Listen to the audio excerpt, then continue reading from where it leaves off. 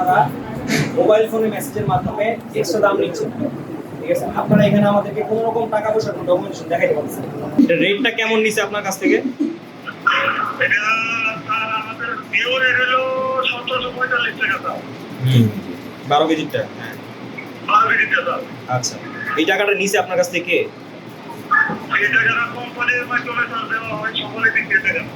আপনার কত করে আপনি কিনে নিয়ে আসছেন এবং কত করে সেল করতে, সেটা আপনার কাছে কোনো ডকুমেন্ট আছে? এগুলো আমাদের কাছে দেখতে পাই যে সরকার কর্তৃক নির্ধারিত যে দাম রয়েছে তার থেকে অধিক মূল্যে পাইকারি পর্যায়ে সিলিন্ডার গ্যাস বিক্রি হচ্ছে।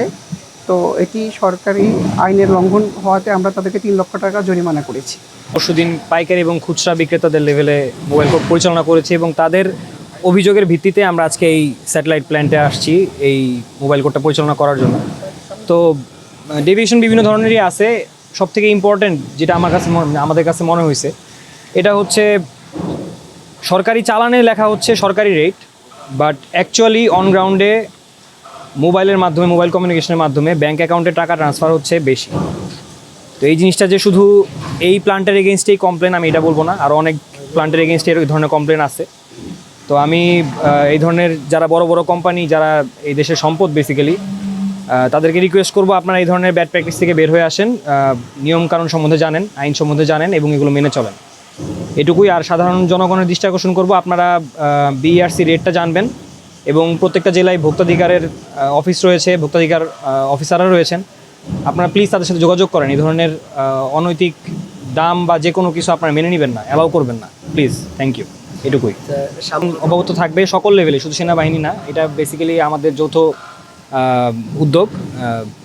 আমাদের সিভিল প্রশাসন আছেন, পুলিশ আছে, ভোক্তাধিকার রয়েছে, আমরা রয়েছি, সবাই এই ধরনের প্ল্যান্ট, এটা প্ল্যান্ট লেভেল, একদম মানে কোম্পানি লেভেল বলতে পারেন আপনারা এটাকে। এর প্রভাবটা কেমন আপনারা জানেন অলরেডি, আমরা ফিল্ড লেভেলটা থেকে এখানে আসছি। সো আপনারা গত পরশু দিনের অপারেশন ফলো আপ করলেই দেখতে পারবেন প্রাইস আসলে অনেক বেশি রেটেই বিক্রি হচ্ছে বিভিন্ন জায়গায়, এক এক জায়গায় একরকম কমপ্লেন আসতেছে। এটা মনিটর করার জন্য সকল লেভেলে কাজ করা হচ্ছে, দোয়া করবেন যেন এটা আমরা মনিটর করতে পারি। এবং ব্যবসায়ীদের তরফ থেকেও আসলে ওদেরও চাপ আছে, ওদেরও খরচ বেড়েছে, বিভিন্ন রকম চাপ আছে, এগুলো নিয়ে বিআরসি অলরেডি আজকেও একটা মিটিং আছে। বাট রেটটা একমাত্র বিআরসি ফিক্স করতে পারবে, অন্য কারো ক্ষমতা এই দেশে নাই এই রেটটা চেঞ্জ করার, এটা আপনারা জানেন, তাহলে আমার মনে হয় হবে।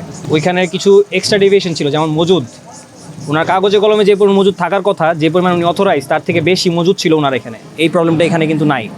ওনার স্টোরেজ ফ্যাসিলিটি চিন্তা করেন, ওনার স্টোরেজ ফ্যাসিলিটি কিন্তু তেমন কিছুই ছিল না, এখানে কিন্তু মোটামুটি সবই আছে। তো ডেভিয়েশন চিন্তা করে কি পরিমাণ আসলে ডেভিয়েশনটা হচ্ছে, ওটার উপরে বেসিস করেই ওনারা জরিমানাটা করছে।